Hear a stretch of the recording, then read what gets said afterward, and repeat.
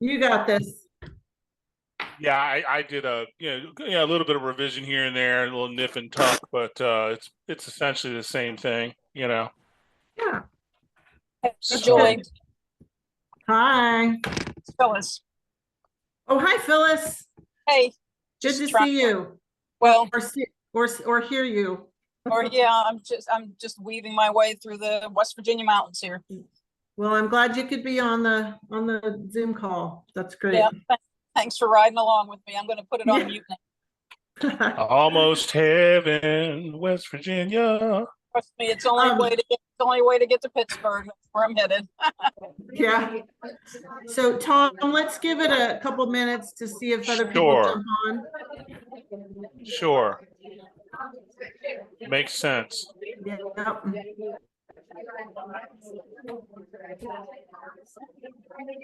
Someone's got their mic open.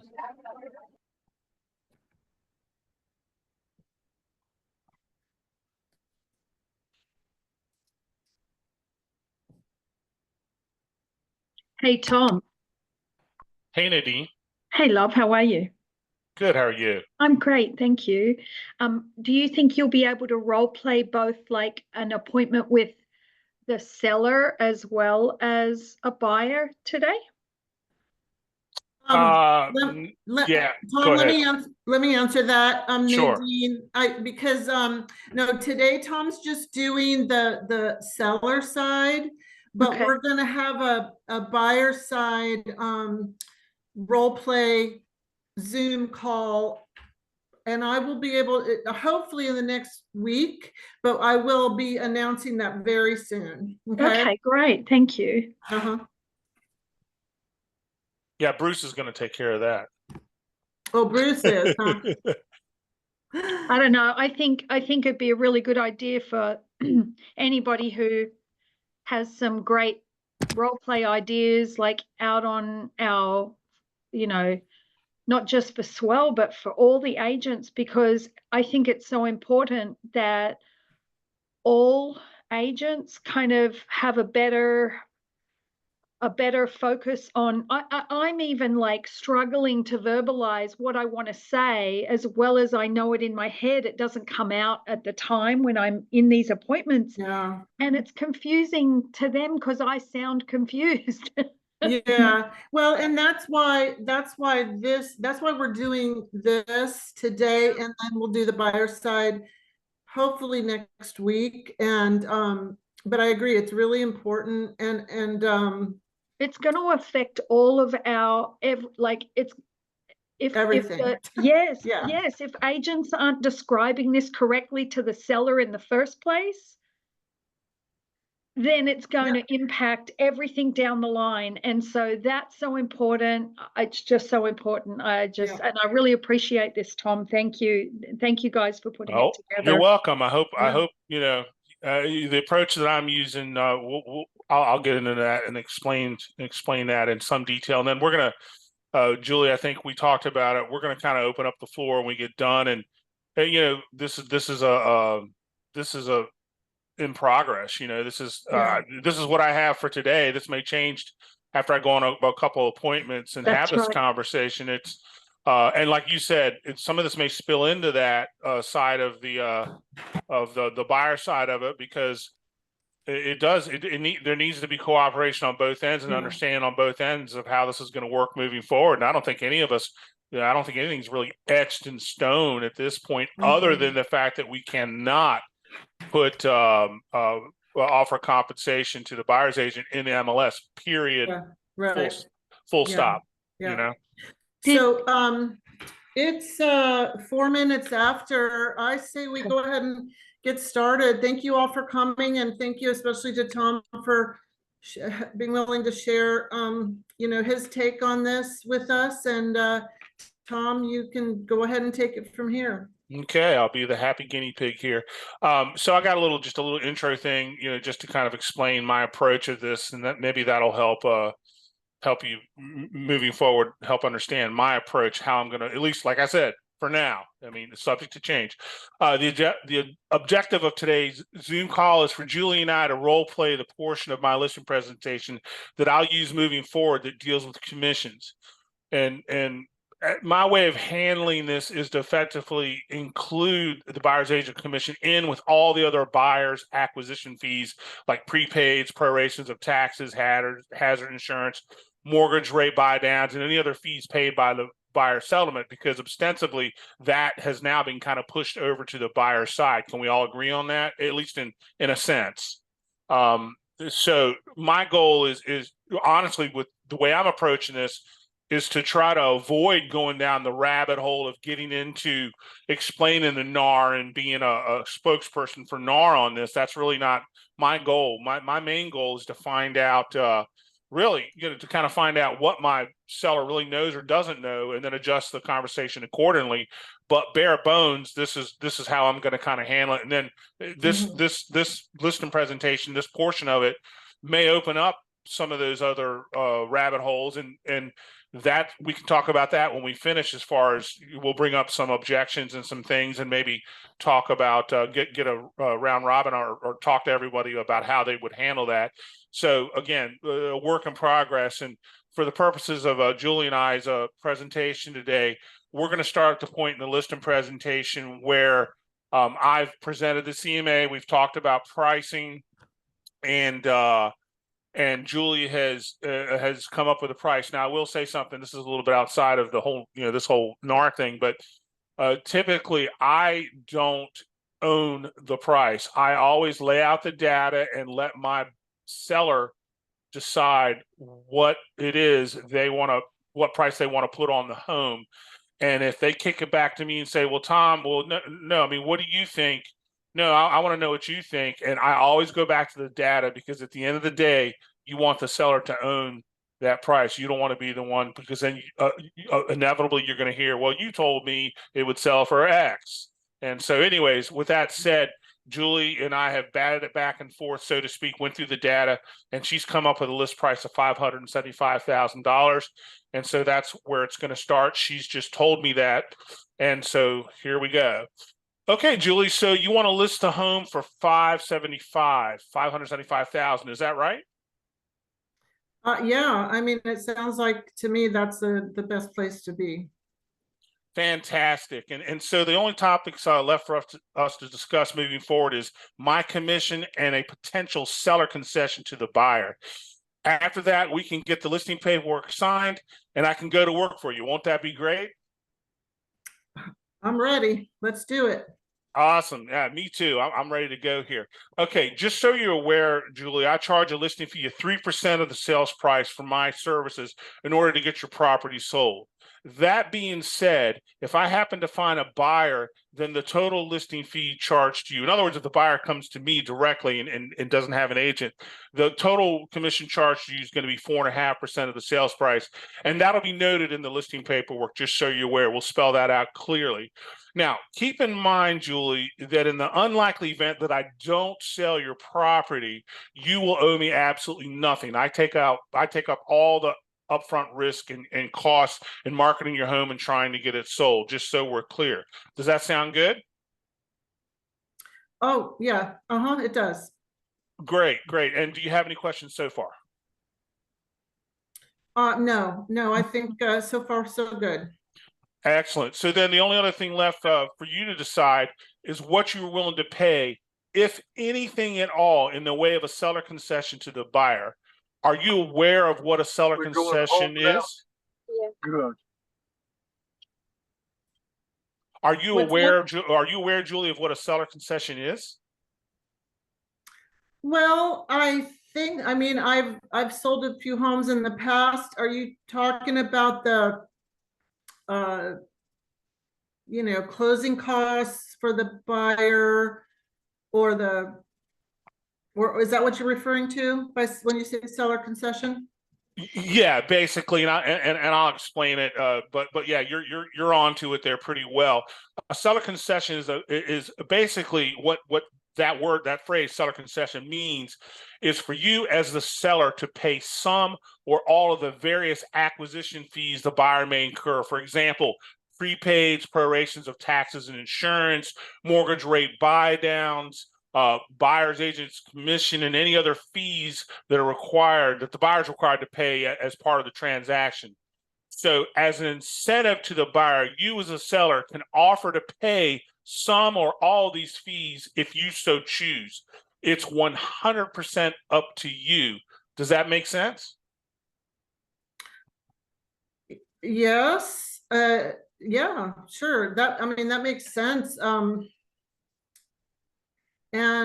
if I don't want to pay anything, there's no obligation on my part. Is that correct?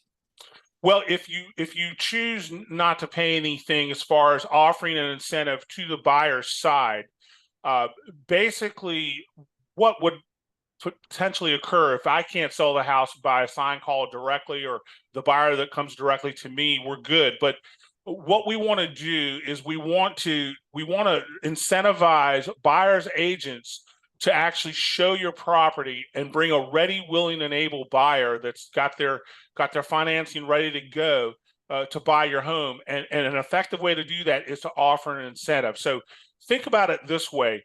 If your home was in an auction hall and there were only 2 people in it, okay, that's one scenario. Then the second scenario is if your home was in an auction hall and there were 2,000 people in it, okay, which scenario is going to give you the best chance at getting top dollar for your home and getting it sold quickly? Probably the one where there's a couple thousand people. I would think I'd have a better chance that way. 100%. And so by us offering an incentive to the buyer and offering to pay some of those fees that they're going to incur, that's going to encourage the buyers and their agents to bring them to your property to get it sold. And so this is how it'll work moving forward, should you decide, which I think smartly and rightly you should. Again, your call if you want to. Once I place your property in the MLS, the buyer's agent's going to reach out to me and check on the status of your property and ask when they can show it. Inevitably, the buyer's agent is going to ask me if the seller is offering to pay any seller concessions to the buyer, and if so, what is that amount? Now, usually this is conveyed as a percentage of the sales price, or it could be a flat fee of what you're willing to put into the pot for the buyer to use. Now, the buyer 100% can decide what they want to do with that money. If they want to use it for some of these fees we talked about, or if they want to use it to pay their agent, that's 100% up to them. That's not my concern. My concern is to make sure that I get your home sold for the most money in the least amount of time and with the least amount of hassle. And my concern also is your net, getting you the most amount of money possible for your home. So again, this is all 100% negotiable. We may, if you decide that you don't want to, that you just want to say that you will consider an offer with a seller concession in it, we can just say that, or you can give me an actual amount, and that's what I can convey to the agent. So it's really your choice. So with that in mind, Julie, let me ask you, are you willing to pay anything as an incentive to the buyer in the form of a seller concession to get the property sold? I will say that, I mean, of course, I'd like to not pay anything, but are you telling me that if I don't offer anything, it might slow down the sale of my house and discourage people from coming to see it? That's what you're telling me? Well, what I'm telling you is that your odds of getting the best price for your home and the most amount of showings, which inevitably how that unfolds is you're going to get more. Your odds are much higher of getting your home sold quickly and for the most money if you offer that incentive to the buyer's side. That again, that doesn't mean that I won't get maybe a sign call or sell it directly, but I would think that it's going to take a lot longer if we don't offer an incentive to the buyer. But again, that's your call to make. That's your choice. If you decide to offer that incentive, we can communicate that to the other side, the buyer's side, when they call to show the home. And then from there, everything is 100% negotiable. And quite frankly, it always has been. But now, in the spirit of transparency, the MLSs are trying to put more weight on making it even more transparent. Does that make sense? Yeah, yes, it does. Very good. So again, just have to ask you, are you willing to pay anything as an incentive to the buyer in the form of a seller concession to get the property sold? Yeah, I think I mean, I really need to get this house sold. And if, if what you're saying is true, is that it's gonna, incentivize buyers to, come and make offers, then yeah.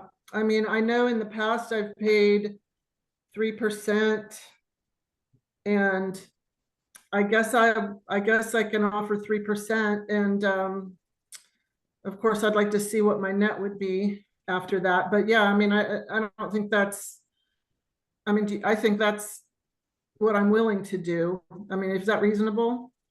I think that's very reasonable, Julian. And just so you know, when we do get offers, I will prepare a net sheet so you can look at your bottom line, because at the end of the day, that's what matters, is what you're going to make when you walk away from that closing table, what you're going to have with you money-wise. So great. Well, listen, let's go ahead and get the listing paperwork signed so I can go to work for you. Sound good?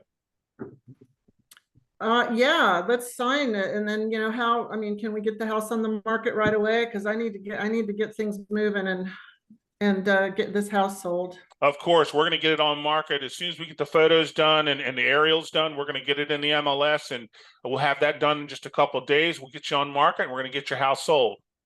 Sound good? Yeah, let's do it. All right, we're going to rock and roll. And scene. Okay. Thank you, Tom. Now, as Tom mentioned, we're going to open it up. If you have questions or comments or suggestions or whatever, feel free. Now's the time. Well, what if Miss Seller there? Uh-huh. Well, let's try it without anything for 20 days and see what happens. All right. So Tom, if I said that to you, what would your response be? Well, I would say, that could be a strategy. I think it's up to us listing agents to whether or not we want to kind of play those odds. Okay. That's a business decision, really, for us all to kind of figure out if that's what we want to do. I would probably try to shape that into as a response.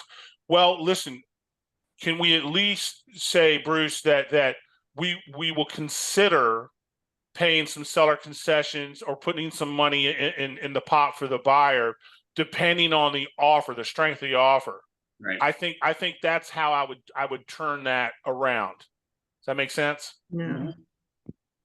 Yeah, I like that because from a selling agent's point of view and buyer's point of view, as long as there's kind of an opening for negotiation, it gives, it gives a little more hope that there can be something agreed upon. Right. Sorry, I was just to say in the chat, I think Lisa mentioned something about, do you not tell the seller that your fee is negotiable? Well, here's the thing. If Julie had pushed back on my fee, then I would address that objection. But that's a good thing that you brought that up, Lisa. And then I would use a handler for that. I have some handlers that I use as far as talking about my value and what I bring to the table. I have a multi-point listing plan of action that I go over with my seller, so they know what I'm going to be doing and bringing to the table as their listing agent. And so, and then there's some other dialogue we can use, like, listen, here's the thing, this is one of the largest financial investments probably that you have. And here's the thing, do you want to hand that over to a discount broker, or do you want to hire a professional like myself to get this property sold and to get you top dollar? And I'll use another analogy. Here's the thing, if you were going to go get eye surgery, are you going to clip a coupon out of the paper, out of a magazine, and go get your eye surgery done? Or are you going to seek out the top surgeon in the area to take care of your eyesight? I think we know the answer to that, but I'm curious as to how you want to approach this, because I'm a professional. I've been doing this for 15 years, and this isn't about me, but I'm confident that I can get your home sold quickly and for the most money possible. And my commission's going to be an investment and not a cost.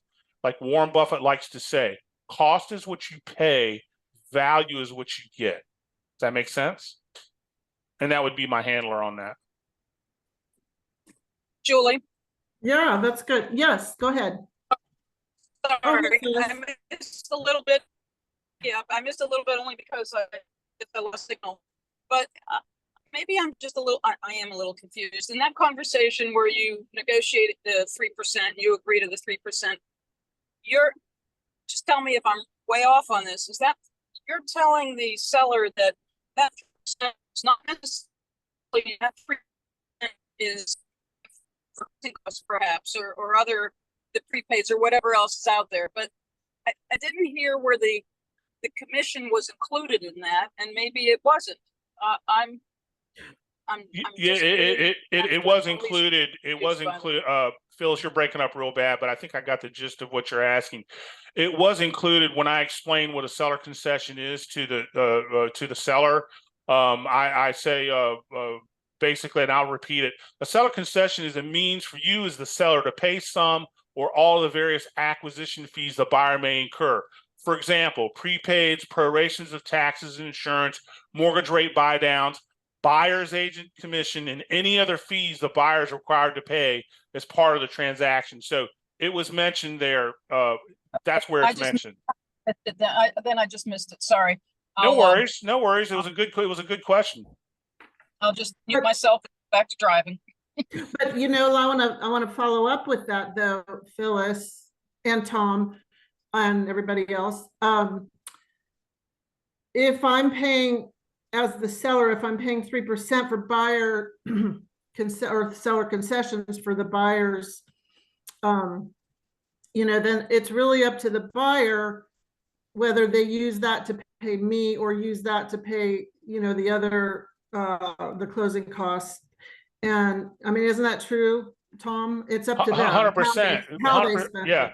Yeah. 100%. Yeah, we're pushing. What we're basically doing is we're pushing that over to the buyer side. We're saying, listen, my client's willing to pay X amount. Now, listen, that doesn't mean, and my wife and I had this conversation here a little earlier. She brought it up, and I said, don't throw a wrench in my plan now, honey. And she said, no, I want you to think about this. And she was right. Now, listen, historically, sellers have paid way more than that. Sellers have paid the 3% commission and paid buyers' closing costs. It's only as of late that with COVID market that they stopped paying that extra 2, 3, 3.5, even in some cases 4.5%. In addition, I can remember sitting down and listing appointments and telling my sellers, listen, it's going to cost you about 10% to sell your house. I mean, I remember having those conversations. Yeah, I remember that too. Yep. Yes. And so I think we're gonna come back to that slowly. We're not there yet. We're still in a seller's market, but I think it's very plausible that they're going to send over an offer, and they may ask for more, and then it's up to your seller whether or not if they have I call it the gotta-gets, if they have a case of the gotta-gets and they want to get their home sold and get going to their job opportunity or whatever their situation is, it's up to them to decide, as it always has been, whether or not they want to pay it above what they agreed to. And again, it comes down to it's all negotiable, right? I mean, that's what this is. Yeah, and I want to add something to that because it's true. And another agent had, and I don't know if he's on this call, but an agent had texted me this morning with a question, or emailed me with a question that stemmed from our Wednesday Zoom call that Barry and I did. And he asked if the seller offers 3%, then if you have then say in this case, say I'm the selling agent, I bring a buyer to the table, and we can submit an offer with the letter of compensation asking for a higher number. that if, and we can try to get that, and what we can't, and this is where the confusion came in, what we can't do is sit down with our buyer and put 3% on the buyer broker, and then, or say 2.5 on the buyer broker for the selling agent commission if the buyer were to pay for it, and then get 3% from the seller if the seller is offering 3%. We can't go up from the buyer broker number, but we can negotiate if the seller's offering something, and we can ask for a higher amount if our buyers want us to, and then it's just a matter of negotiating between the two. Yeah, it would be in addition to, yeah.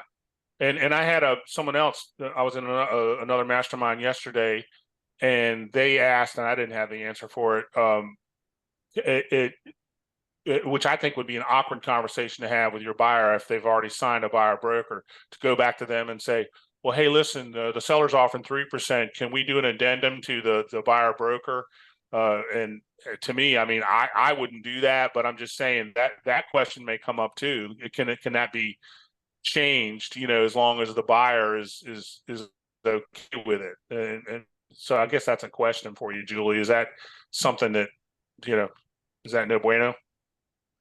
I'm not sure I understood the first part of your question. Say that. Okay, so again. we do a buyer broker for 2.5, like you said, okay? Yeah. And then we find out that the buyer likes this property. You find out it's 3%.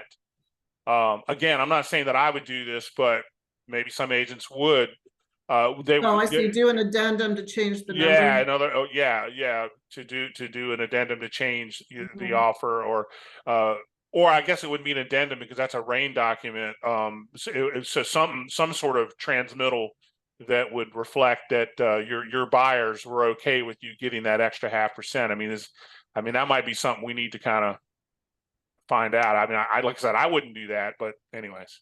Well, what I plan to do, of course, we'll see what happens in real time when I'm actually doing it. But I mean, what makes sense to me on the buyer broker is to just always put 3. And then if the seller happens to be offering 3%, then I'm not leaving any money on the table. But Yep.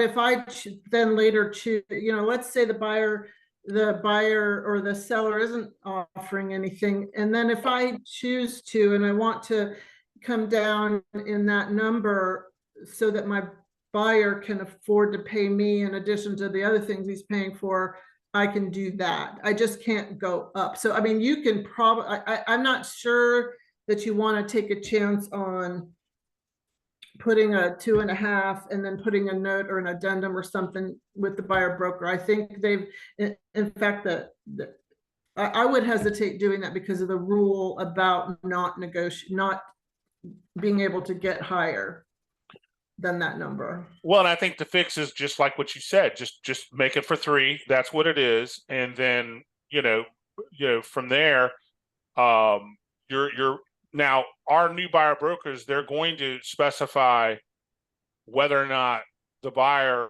is okay with seeing homes that offer less, correct? And then the buyer can make up the difference in commission, correct? Is that still going to be a thing? I believe so. Barry, are you on the call? No, he told me about, I don't know, an hour ago. I'm here. Okay. I don't know if you heard Tom's question. Tom, do you want to repeat what you asked?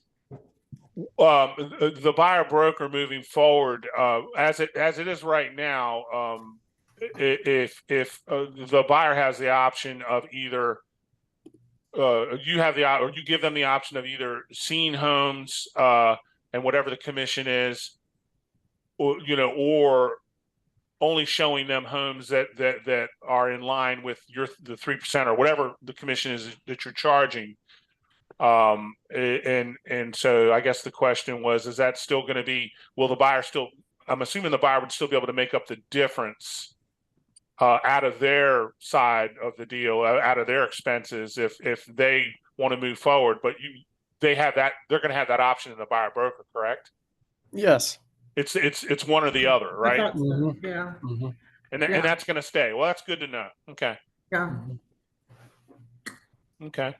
Okay, any other questions, comments? I feel like it will come up on the listing appointment, like, well, like, because a lot of sellers have done this before, and they already know, like, well, if the buyer's going to ask me for closing costs, I won't pay the seller concession, and yet, but if they'll pay the seller concession, if they'll pay their own closing costs, you know what I mean? And then how does that kind of work out on what the offer is? Because we can't make our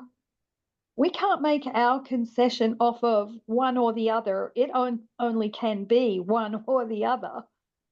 It's got to be up to the seller to have made that discussion and decision with their listing appointment.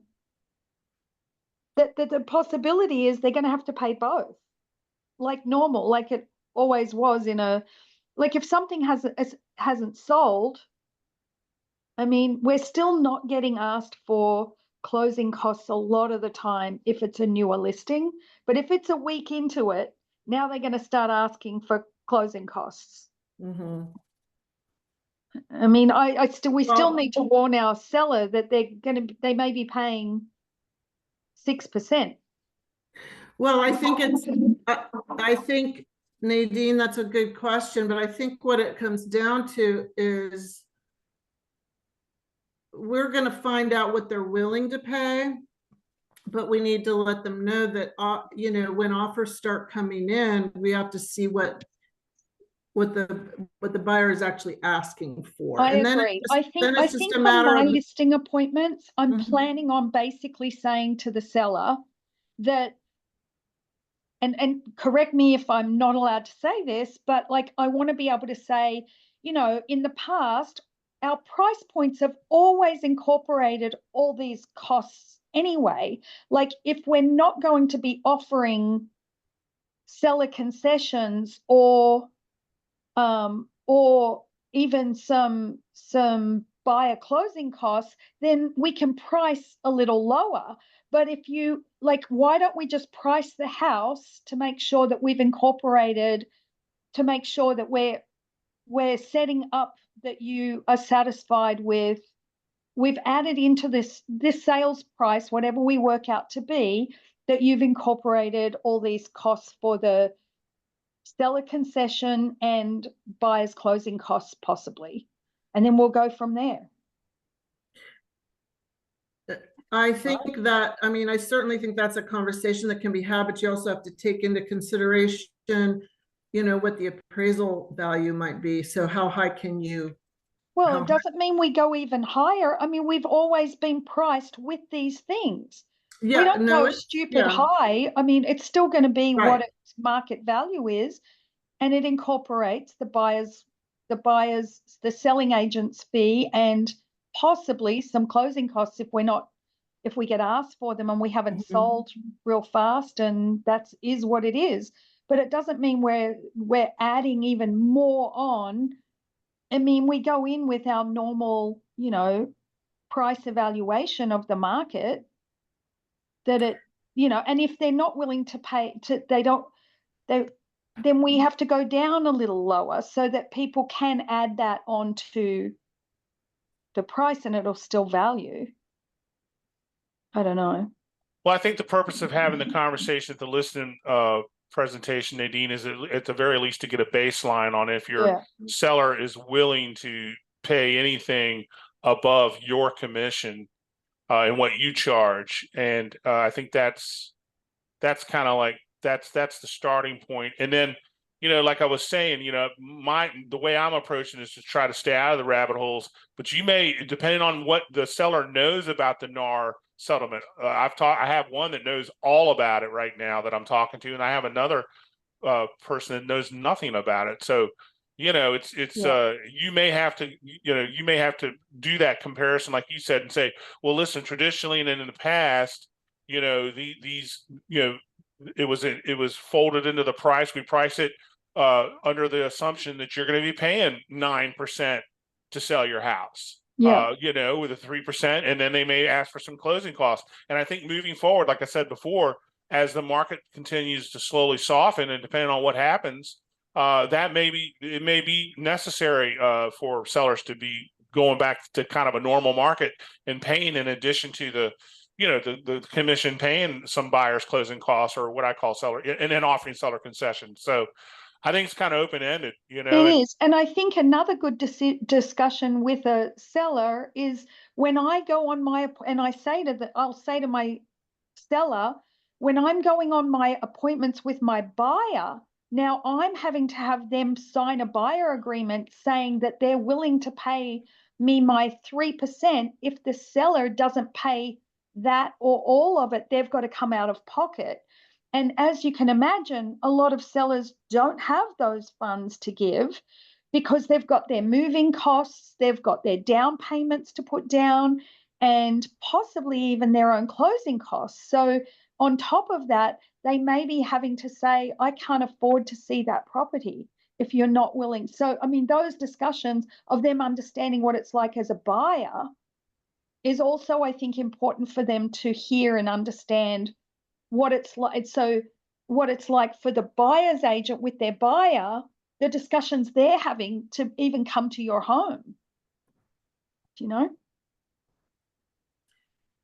Yeah. 100%. I think those are conversations that have always taken place, though. Here's the thing, and this has helped me to kind of wrap my mind around all of this. At the end of the day, fundamentally, the only thing that has changed is we're no longer allowed to put in the SBC in rain.'re not allowed to put the commission that's going to be paid to the buyer's agent. Obviously, we all know that.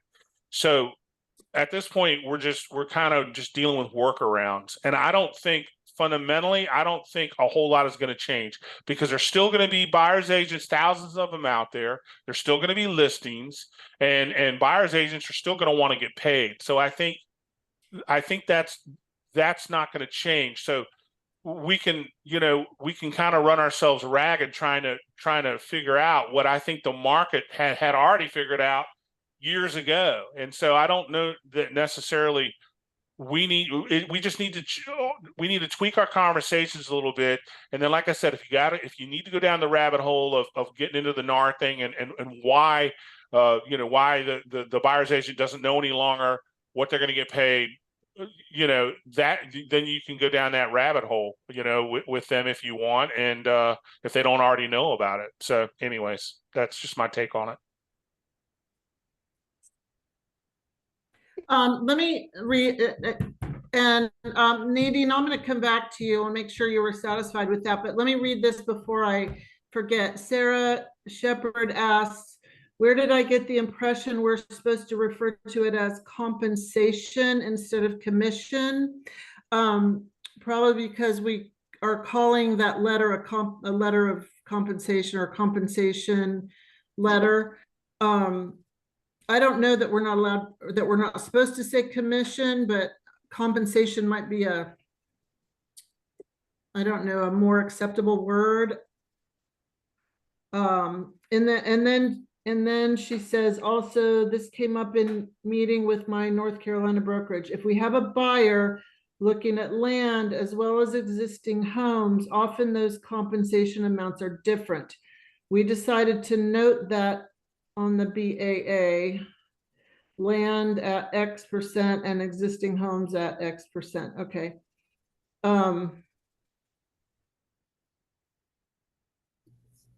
Okay. Hey, Julie. Yeah. Julie. Yeah, Sarah's right. I think it is moving forward. It would be better to refer to it as compensation versus commission. I mean, it's just sort of a new way of thinking. I mean, it's the same thing. I'm not saying there's going to be word police trying to catch you in the act, but I do think if you could get in the habit of referring to it as compensation, because it is going to be a letter of compensation that you guys will be sending in along with your purchase, your offers. So maybe another reason on that form, it gives you an option of a percentage, or it gives you an option of a flat fee. Yeah. So that, taking those two into consideration, would be a compensation, because the one is not commission, it's a flat fee. So Right. Barry, with my thing, I should be, when I'm talking about buyer's potential expenses, I should just call it buyer's agent compensation, right? Is that what you're saying? Yeah. Yeah, if you could. Yeah, I think that's a good habit to get into. Okay. Yeah. No, Yeah, no I problem. like it too. Yeah. Julie, Okay. can I ask a question, please? Yeah. Yep. Can you hear Go ahead. me all right? I think I'm up on a plateau Yeah. somewhere. Okay, Yes. great. So if I'm still a little confused about a lot of this, but you know, the conversation that we've had, and I think I heard Tom talk about it, this at one point we would say, you know, it's about 10% to sell your home. You can kind of budget that in your head. Is there something wrong with that approach other than what we have to say now, or what has to be done now with regard to the forms that have to be completed? But cannot the strategy continue to be, or the conversation, if you're selling your property, you could probably, you want to figure about a 10% cost, and here's how it would break down, but yet this is negotiable. I'm listening and I'm thinking of all my conversations I've had, and it's a little confusing, and maybe it is the rabbit hole, but I need to be there in that rabbit hole. Yeah, Phyllis, we need to just make sure again that it isn't where the 10% or the 6% or 6 ducks or birds, whatever you want to call it, we're all wrapped in together. We just have to be completely distinctive and transparent that the seller is paying you as the listing firm 3% or a flat fee or whatever that is. And then, okay, well, are you open to paying compensation to a buyer's agent? Okay, well, what happens if I bring the buyer to the listing here? What are you willing to pay me additional compensation? So you could still use the 10% method, if you will. You just have to be really careful, really intentional with making sure. And again, the forms help you do that. It's sort of like, if you will, y'all know when you're getting ready to delete something, right? And it says, "Are you sure you want to delete this?" That's kind of what the forms are used for, because we're saying it right, but then we follow it up with forms that sort of keep us in between in the lane, in between the rails, so to speak. So we just have to be really careful. And I know it's hard because we've done it a certain way for some of us for many years. And we just have to be super careful that, again, the seller is paying the listing firm this, he's paying selling firm this, if anything. And again, it's completely negotiable. So are we not allowed to sound like we're suggesting 3% for the buyer's compensation? You could suggest it. Again, it's just, it isn't like set in stone, and that's where I think part of the problem was. Well, that was basically the number that was listed in the MLS most of the time. So it was sort of just assumed or expected. And even though it's always been negotiable, it's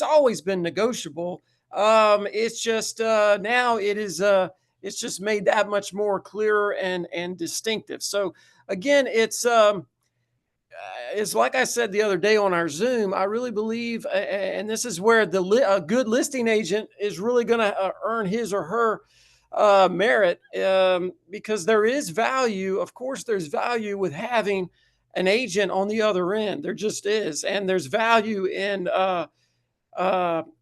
investing in paying a compensation to a selling firm or to a buyer's agent. And you guys just need to be prepared to give those reasons, because and y'all know this, every seller's different. Some sellers are going to be way more easy to deal with than others. And you're going to have, but this goes to how it's always been. Sometimes, when I was doing a lot of selling with listings, I'd have sellers, "We're not paying any closing costs." Okay, great. In my head, I'm like, they're going to pay closing costs because that's what the market dictated. Yeah.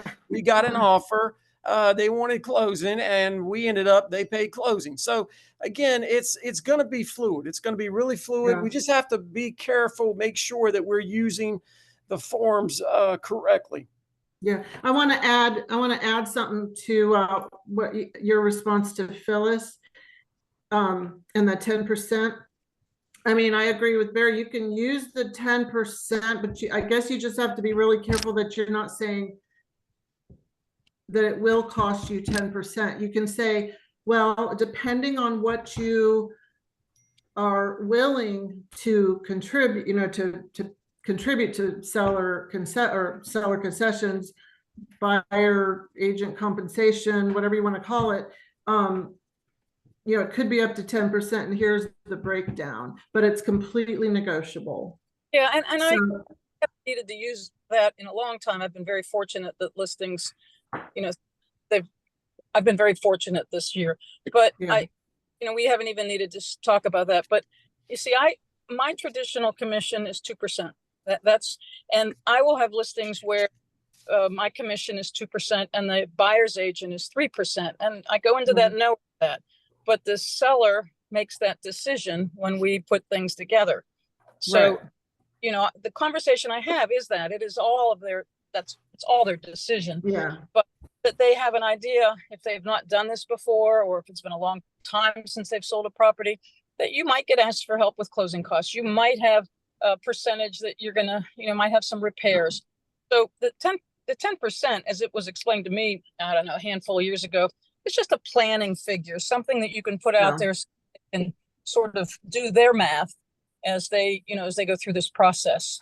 Yeah, I think, Phyllis, you just have to be careful, and every seller's different. You just, if the seller has no intention, if they're going to draw a line in the sand and they have no intention of offering compensation to the selling firm, then of course you wouldn't be able to go in there and use the 10% rule. So again, I think that just reminds us every seller is different, and you just have to go in there and say, you just have to start off to find out, vet them, so to speak, investigate, and then go from there.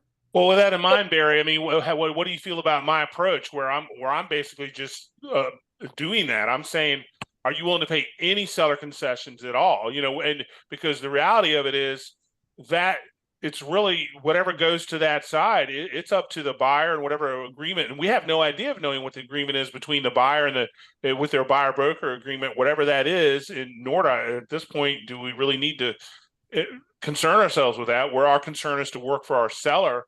But that's why I kind of framed my thing that way. And not that I'm trying to make it vague, but I'm not trying to have somebody come back and say, well, you told me that this is what you needed to charge, or this is what I needed to pay to the other side.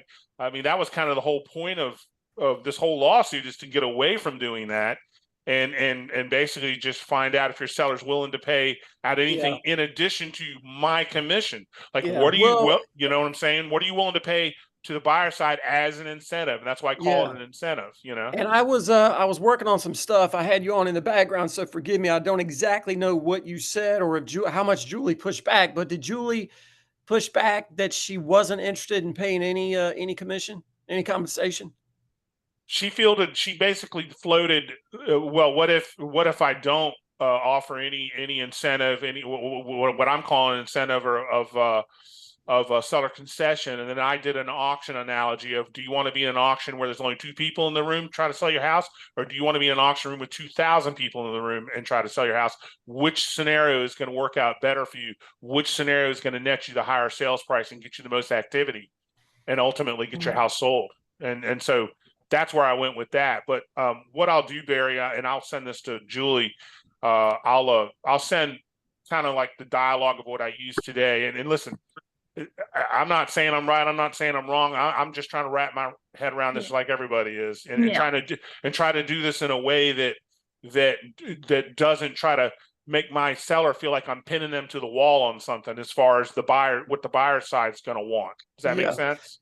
Yeah. Well, again, this is different, I know, but it's not that much different. And I mean, I think we all need to just kind of take a step back, take a deep breath, because most of the nuts and bolts of what we're doing is the same. Okay. It's always kind of been this way. Maybe some agents were a little bit more robotic or assumptive with the compensation before, but you just go in there, and again, they'll be like, okay, yeah, that makes sense. And then others are gonna be like, no, I don't want to pay anything. And then I do believe, though, that we as a and again, I have to be careful what I say, but there's value with having agents on both sides of the transaction. And I think 100%. y'all need to be prepared.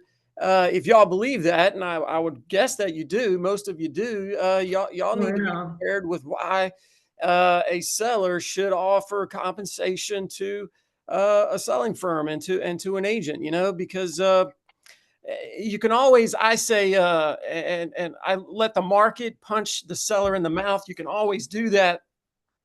But I think it's easier to fight these battles in the beginning, and stuff. Even then, stuff could still change once you get rolling. So, Tom asked, no, Bruce asked earlier, what if the seller says, well, how about we start out not offering anything and just see how that goes for 20 days? And I think that my response to that would be, the hottest time on the market is when you're a new listing.